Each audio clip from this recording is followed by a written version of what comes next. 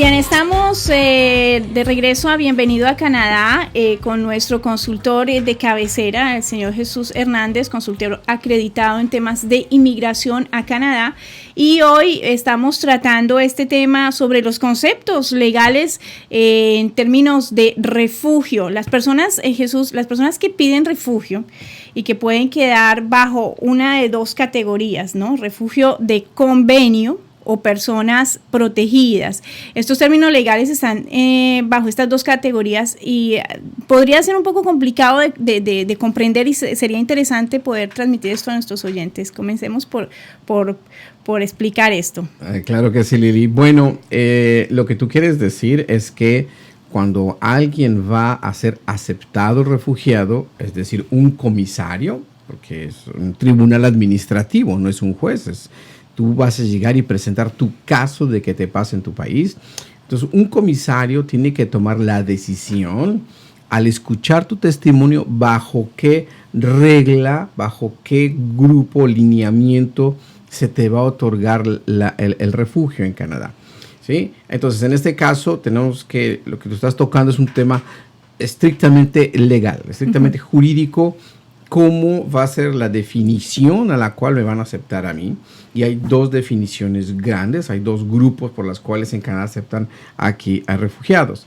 El primero es de acuerdo a la Convención de Ginebra. O sea, Canadá pertenece a una convención internacional en la cual acepta recibir personas que llegan a Canadá de manera legal o que se arriesgaron y entraron a Canadá. Con tal de salvar su vida, es válido presentar una demanda en Canadá. Uh-huh. Y el gobierno, el comisario, va a decidir si tiene un fundamento o no de acuerdo a la convención.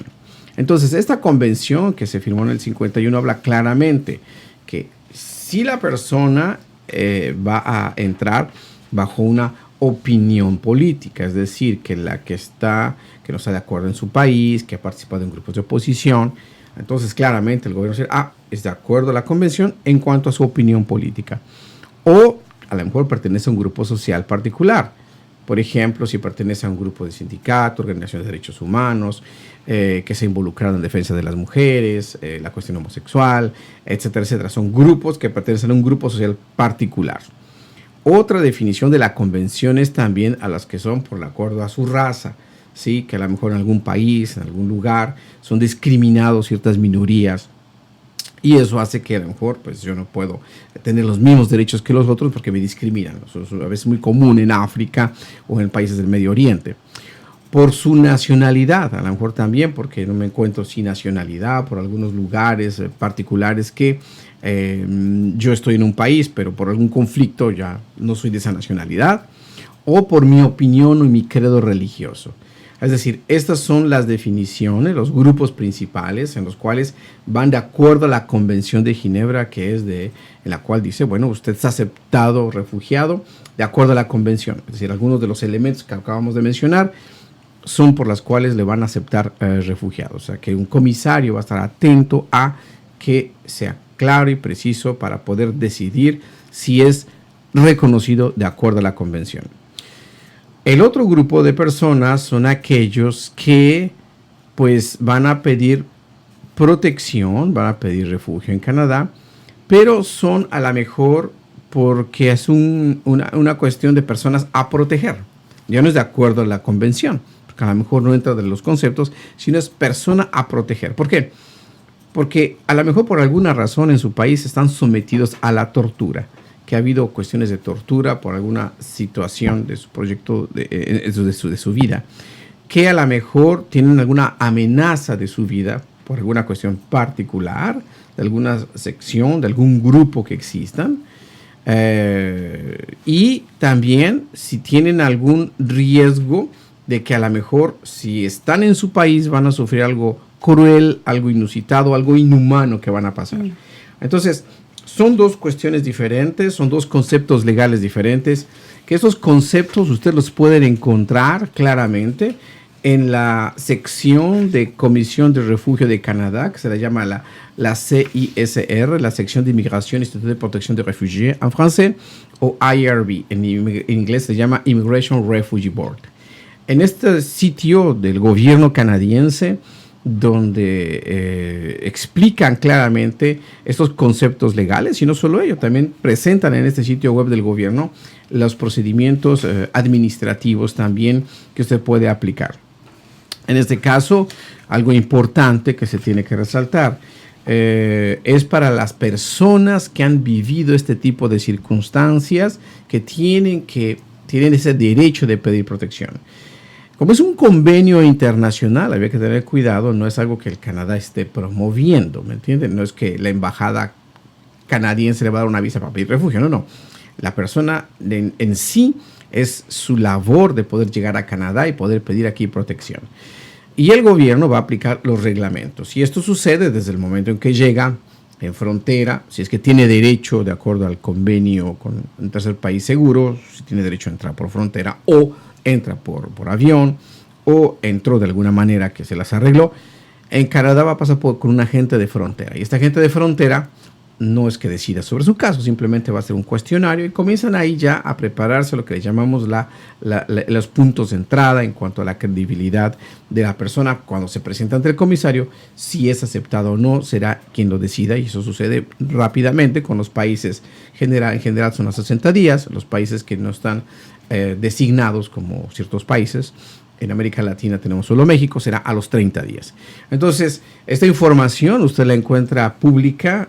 Hay muchos organismos también comunitarios como Acción Refugié y otros organismos en otras provincias que ayudan a las personas a tener el apoyo que deben de, que tienen un problema, y que apoyo psicológico, apoyo también que necesitan aquí en Canadá, pues les puede dar. Pero es importante que es solamente para las personas que están en estos grupos, ¿sí? Que van a tratar de pedir protección. Ahí, si usted quisiera ya una entrevista particular, si usted se considera en algún grupo que acabo de mencionar y que usted quisiera ya más en detalle, a lo mejor una consulta especializada, con mucho gusto podemos ofrecerle una entrevista especializada. Pero definitivamente son solo para las personas que han sufrido este tipo de situaciones inhumanas o crueles o de amenaza. Bueno, estos son los dos grupos técnicos que hay. Es la información legal en la cual Lili, hoy hablamos, en la cual un comisario al final de la audiencia puede decir, o en una respuesta escrita, pues si es considerado bajo la convención o porque es una persona a proteger. Bien interesante esto, Jesús. Gracias por traernos este tema, porque a veces tenemos como la concepción de que, bueno, solamente estoy siendo perseguido por, no sé, un grupo en mi país y no sé si tenga la posibilidad de ir o no. Entonces es interesante poder aclarar esto para que la gente sepa realmente ¿cómo es que funciona el refugio aquí en Canadá? Sí, efectivamente hay personas que solamente lo van a decir por terceras situaciones. Yo soy amenazado porque a lo mejor mi padre tuvo un problema y ni sé qué problema es y ni siquiera yo puedo establecer el motivo. Entonces es personas que a lo mejor no van a tener fundamento. Pero igual, en este caso, el proceso de refugio no es un proceso objetivo, es un proceso subjetivo que se basa en la credibilidad, pero es ahí la persona que tiene que probar, y si el comisario le dice sí, pues es aceptado. Si le dice no, pues tendrá otros mecanismos legales, si es que es un país que no es designado, una apelación, revisión, depende también la forma en que entró a Canadá, que va a poder tener ciertos derechos. Si no, a lo mejor tendrá que ser expulsado o salir del país. Por eso es importante que conozcan bien el proceso, porque algunos consideran que una solución mágica es pedir refugio y no precisamente. No, eso no es una solución. A veces se convierte en una pesadilla realmente, porque vienen con la familia y no tienen claramente uno, la probabilidad; segundo, que estén bien representados; tercero, que esté fundamentado su historia o que tengan un fundamento; y segundo, si es que tienen recursos legales adicionales para poder continuar y tener una posibilidad de quedarse. Y no siempre es tan fácil este tipo de información. Así es, bien, gracias por la información. Vamos a ir a una pausa y regresamos con las respuestas a algunas de las preguntas que ustedes nos hacen a través de nuestra página en internet y también a través de cicanada.com. Regresamos.